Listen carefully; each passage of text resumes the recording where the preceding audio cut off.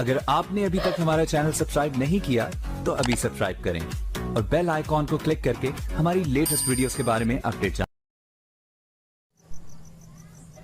हाँ तो देखिए क्वेश्चन है कि यदि x अनुपात y बराबर 6:5 तथा z अनुपात y बराबर 9:25 तो x अनुपात z का अनुपात क्या है। ये क्वेश्चन परीक्षा का है। देखिए कैसे बनता है। पहले क्वेश्चन दिया है x अनुपात y, इधर दिया है z अनुपात y। इसका मतलब कि y 2 बार दिया है। तो फर्स्ट बार में x का मान 6 यूनिट दिया है, y का मान 5 यूनिट दिया है। यहाँ z का मान 9 यूनिट दिया है, y का मान 25 यूनिट दिया है। इसका मतलब कि y का मान पहले 5 यूनिट है, तो यहाँ पर 25 यूनिट कैसे हो गया। यहाँ पर गलत है तो इसको सुधारना पड़ेगा। तो कैसे सुधारता है देख लीजिए। x अनुपात y अनुपात z, जिसका मान 2 बार दिया है उसको बीच में रखा जाता है। तो x का मान कितना है 6, y का मान कितना है 5, यहाँ पर y का मान कितना है 25 अनुपात z का मान कितना है 9।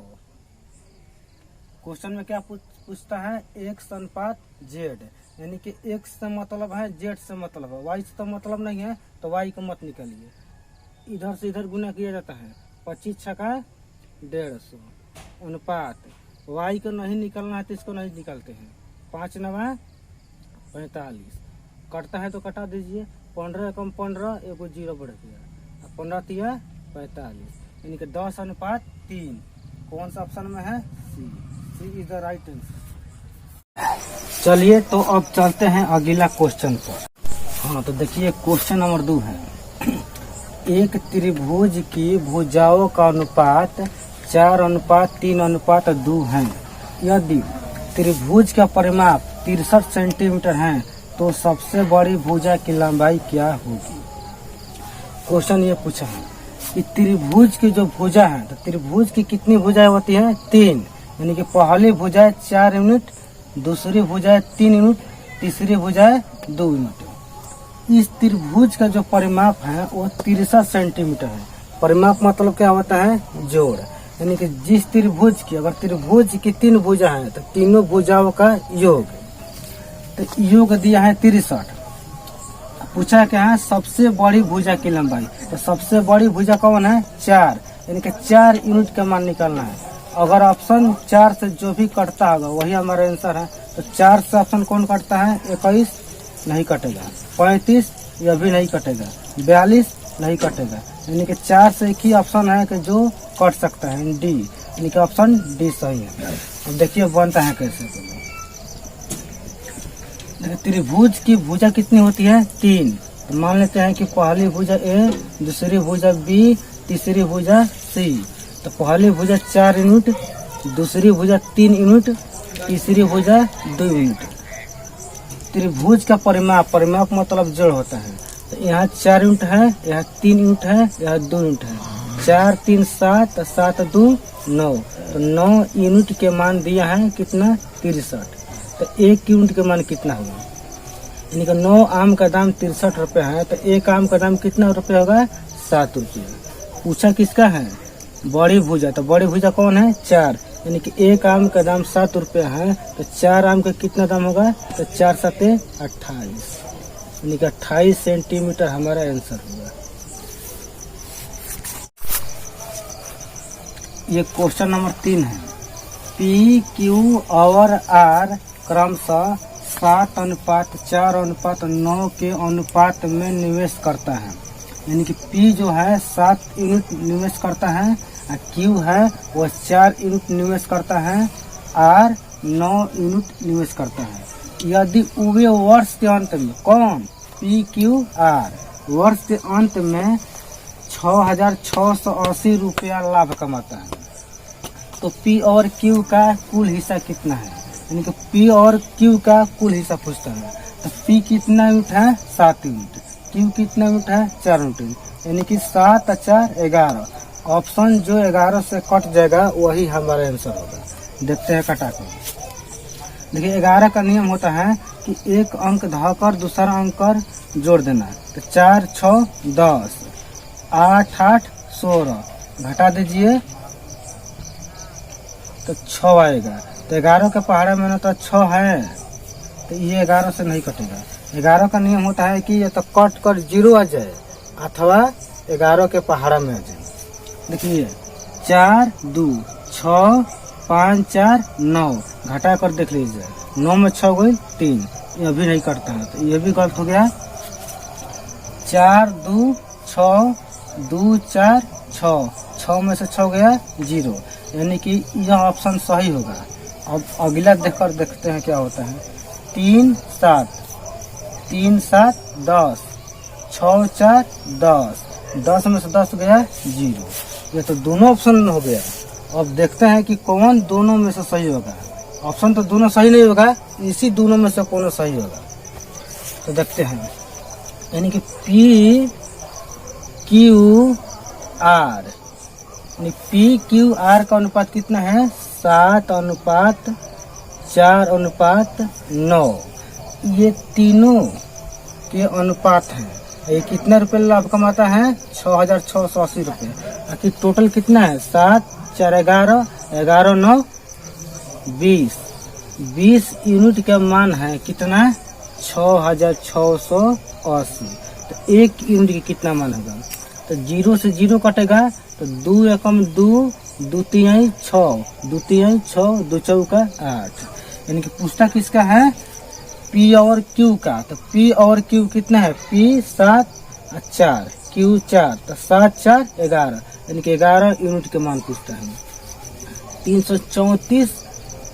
334 गुना 11, तो 11 का नियम क्या कहता है 4 जब कहते हैं लिख दीजिए 4 3 7 3 3 6, हार्सिंग नहीं है, अंत वाला 3 है तो 3 लिख दीजिए।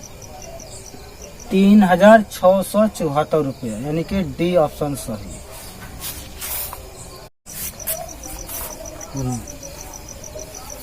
क्वेश्चन नंबर 4, KL और M क्रमशः 15:20:27 के अनुपात में धन निवेश करता है। यानी कि इंसान यहाँ को है 3 गो है, KL और M। ये जो अपना धन यानी कि जो पूंजी निवेश करता है वो 15 यूनिट, 20 यूनिट और 27 यूनिट के अनुपात में निवेश करता है। यदि वे वर्ष के अंत में यानी कि KL और M वर्ष के अंत में कुल लाभ 10,230 रुपया कमाता है, तो K और L के हिस्सा का बीच का क्या अंतर है। K और L के बीच का अंतर पूछता है। यानी K कितना यूनिट है 15 यूनिट, L कितना है 20 यूनिट, इन दोनों के बीच का अंतर कितना है 5 यूनिट। तो 5 यूनिट है तो 5 से तो चारों ऑप्शन पारी से कट जाएगा। और तो किन ऑप्शन को हम सही मानेंगे ये तो हमारा तय नहीं है, तो देखिए बनाना ही पड़ेगा इसको। यानी कि KL M के कितना यूनिट है 15 यूनिट, L कितना है 20, M 27 यूनिट है। यानी कि KL और M तीनों इंसान मिलकर अपने धन यानी कि पूंजी निवेश करता है कितना 10,230 रुपये। यानी कि पता कर लो कि तीनों इंसान के कितना टोटल योग है 15, 20 और 27। 7 0 5, 7 5 12 के 2 हाथ में लगा ले, 2 2 4 1 5 1 6, यानी कि 62 यूनिट का मान दिया है कितना 10,230 रुपया। यानी कि 1 यूनिट का मान निकालना है यानी कि 1 यूनिट का मान निकालना है 62 है कौन 62, बचा कितना 40, 403 हो गया। तो 62 के पहाड़ इतना पढ़ना है कि 403 से कम आना चाहिए। 1 यूनिट का मान निकालना है तो 62 है कम 62, बचा 40 उतरेगा 3 यानी कि 403, तो 403 से कम लेना है। तो 62 छका 372, 372 कितना बचेगा शेष कितना शेष बचेगा 310, यानी कि 62 पाँचे 310, यानी कि 1 यूनिट का मान कितना हो गया 165। पूछता कितना का है, पूछता है के और एल के बीच का अंतर। के और एल के बीच का अंतर कितना है 5, 20 में से 15 गई 5, तो 5 यूनिट का मान पूछता है। 1 यूनिट का मान 165, तो 5 यूनिट का कितना होगा, तो 5 से गुना, 5 6 25, हाथ में लगल 2, 16 25 80 2 82, यानी कि 825 रुपया डी आंसर। एक वस्तु का क्रय मूल्य 1126 रुपया है तथा हानि 22% है। कहने का मतलब जो वस्तु है, अगर उस वस्तु को 1126 रुपये में खरीदा गया तो उसी वस्तु पर 22% की हानि हो गई। तो पूछता है कुल हानि क्या है। देखिए इसका तो सूत्र होता है कि हानि प्रतिशत बराबर होता है हानि गुना 100 बटा में क्रय मूल्य। इस सूत्र से बनाना पड़ेगा। तो ये सूत्र लिख दिया हूँ, अगर बनाने का विचार होगा तो इसी सूत्र से बना लीजिएगा। हम इस सूत्र से नहीं बनाते हैं। देखिए ये पूछा है हानि दिया है, हानि प्रतिशत कितना दिया है, हानि प्रतिशत बराबर 22% दिया है। यानी कि 22 जो है ना, तो 22 का गुणनखंड तोड़ेंगे तो 11 गुना 2, 11 गुना 2 यानी कि 11 दूनी 22। अगर जो भी ऑप्शन 11 से कट जाएगा वही हमारा आंसर हो जाएगा। तो देखिए 11 का नियम क्या बताए थे कि फर्स्ट वाला अंक धरना है, एक अंक छोड़कर अंतिम वाला धर लेना है। तो 2 0 2 अभी इधर है, इसको छोड़ देना है, फिर इसको जोड़ना है। तो 2 0 2 और 2 4, ये कितना हो गया 4। अब देखिए ये कितना होता है 6 और 5 11, तो 11 में से 4 गया 7, 11 से कटता नहीं है। देखिए ये 2 है, ये 2 है, तो 2 2 4 4 0 4। अब देखिए ये 5 है, ये 6 है, तो 5 6 11, 11 में 4 गया 7। यह भी ऑप्शन 11 से नहीं कटता है और यही नहीं कटता है। अब ये देख लीजिए ये ऑप्शन 2 है और ये है 2, तो 2 2 4 फिर 0, तो 4 हो गया 3, ये 2 3 2 5, घटाने पर कितना आएगा 1, ये अभी नहीं कटेगा।